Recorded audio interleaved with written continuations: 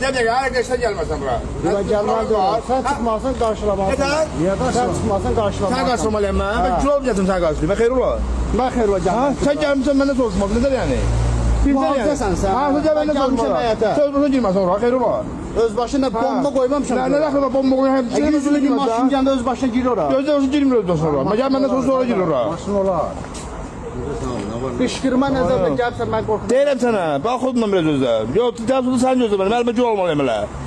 Gül almaydan söhbət gedir. Gel sen benden soruşma sonra. Sosialda. Harada istemem. Ben götürüp başına götürüp taklarım. Tanışalım abi. Sosyalda falan. Gələn yəni oğlan.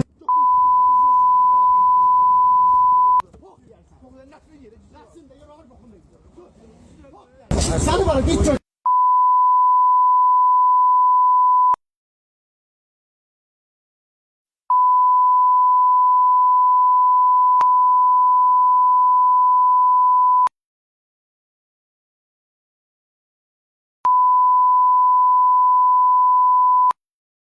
Kardeş bura meylədir. Cındır hə. Burada bir söz söz.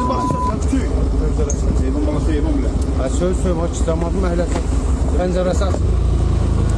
Çok yükseltmedin Emre. Çok Gel buraya.